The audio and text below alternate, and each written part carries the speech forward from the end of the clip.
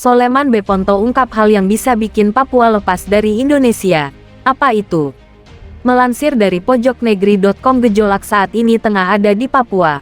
Usai mulai adanya beberapa aksi dari kelompok kriminal bersenjata KKB. Salah satu tujuan KKB, seperti disuarakan dalam penyanderaan pilot Susi Air, adalah merdekanya provinsi paling timur di Indonesia itu. Soleman Beponto dalam podcast Pabrika Podcast berjudul, Bahaya, Bung S. Ponto bongkar dalang dibalik KKB. Soleman B. Ponto turut ungkap hal-hal yang bisa berpotensi membuat Papua keluar dari Indonesia. Di awal, ia menjelaskan bahwa melihat sejarah ke belakang, Papua bergabung dengan Indonesia melalui adanya referendum. Ketika 61 setelah referendum, maka itu berdasarkan perwakilan dari daerah-daerah. Perwakilan ini setuju bergabung dengan Indonesia, ujarnya. Persetujuan ini dicatat oleh PBB melalui resolusi 2504. Ini dulu. Ini yang penting. Jadi, Papua jadi bagian Indonesia karena ada resolusi ini, ucapnya.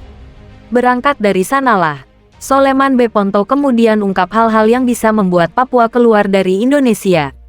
Sehingga kalau resolusi ini batal, Papua juga bisa bye-bye.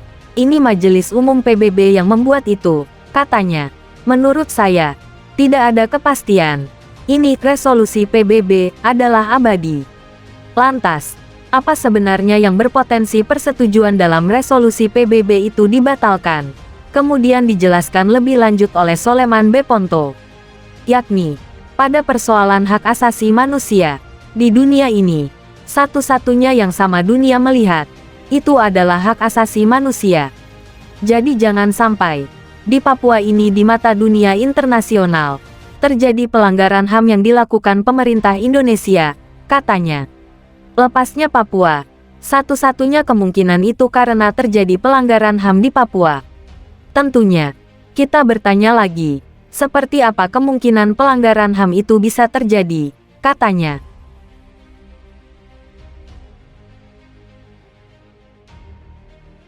KKB Papua tak takut diserang TNI Polri. Sesumbar rencanakan serangan besar.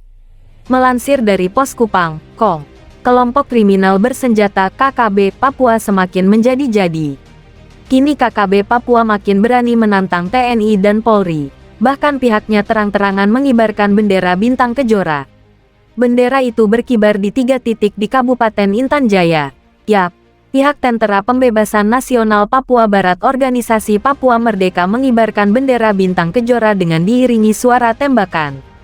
Juru bicara Komando Nasional Tentara Pembebasan Papua Barat TPNPB Organisasi Papua Merdeka, Sabi Sambon, mengatakan pengibaran tersebut sebagai bentuk sinyal perang akan terus berlanjut.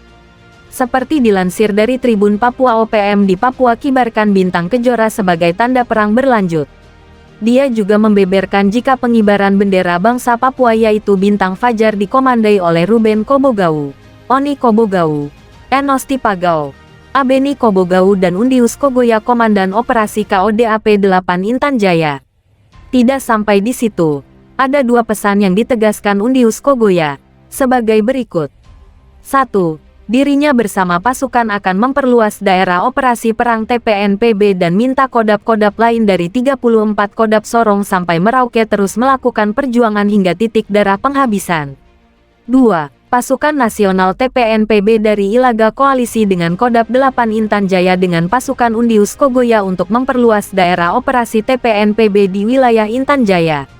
Di akhir laporannya Undius Kogoya menambahkan bahwa pihaknya tetap lawan sampai TNI Polri sampai akhir kemerdekaan bangsa Papua, dan juga tidak takut pasukan yaitu TNI Polri. Kami masih memiliki hukum perang secara adat dan kami percaya bahwa Tuhan dan roh-roh leluhur bangsa Papua di pihak kami, ujar Sebi menyampaikan pesan Undius.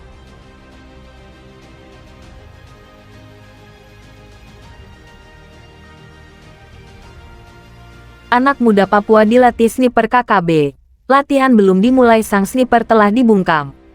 Melansir dari Poskupang.com setelah anggota KKB satu persatu dikirim ke alam baka oleh TNI Polri rupanya kini sniper KKB itu kini menghasut anak-anak muda di Papua agar mau bergabung ke KKB. Hari masih pagi. Cuaca di pedalaman Papua masih teramat dingin rasanya. Dinginnya udara pagi itu menusuk sampai ke sumsum. Meski demikian, tiba-tiba dari balik kabut yang tipis, terlihat sesosok pemuda yang tampaknya sedang terburu-buru. Langkahnya panjang seakan sedang berlari. Gerak tubuhnya pun terlihat ia sedang tergesa-gesa menuju pos keamanan yang ditempati TNI Polri. Setibanya di pos keamanan, nafas pria itu pun tersengal-sengal. Ia tampak kelelahan setelah menempuh perjalanan cukup jauh. Ternyata kedatangannya tersebut untuk memberi kabar maha penting, yakni KKB akan menggelar latihan perang pada siang nanti. Sang pemberi kabar tersebut menuturkan panjang lebar tentang lokasi latihan, para peserta maupun sang pelatih perang tersebut. Alhasil, dari penuturan itulah akhirnya diketahui bahwa salah satu pelatih perang bagi anak-anak muda Papua adalah sniper alias penembak jitu andalan KKB. Kala menyebut nama sniper KKB itu lengkap dengan ciri-cirinya, personal TNI Polri ternyata tahu orangnya. Dan, seusai membeberkan semua rencana tersebut, sang pembawa kabar itu pun berlalu pergi. Seiring turunnya kabut tebal yang menutupi pos keamanan dan sekitarnya, pria itu pun menjauh hingga akhirnya hilang di balik pepohonan. Sejak pria itu meninggalkan pos keamanan, prajurit TNI Polri pun mulai bersiap-siap menuju sasaran. Informasi maha penting itu pun membuyarkan semua rasa dingin yang menyelimuti tubuh. Bahkan dinginnya cuaca di pagi itu seketika berganti menjadi panas. Sepanas hati yang membara atas cerita tentang pelatihan perang itu. Meski hari masih pagi, tapi dada prajurit TNI Polri seakan terbakar. Sebab KKB Papua tak kapok-kapoknya melancarkan aksi yang ujung-ujungnya menimbulkan ketidaknyamanan masyarakat. Seiring tekad siap mati demi Ibu Pertiwi, para prajurit TNI Polri pun bergegas menuju target, yakni lokasi pelatihan perang tersebut. Setelah berjalan beberapa jam lamanya, prajurit TNI Polri akhirnya tiba juga di tempat yang dituju. Setelah istirahat sejenak, TNI Polri pun mulai mengambil posisi dengan sedikit berpencar. Berada pada posisi yang sedikit lebih tinggi, prajurit berseragam loreng itu pun mendapatkan kemudahan yakni menyaksikan langsung latihan itu.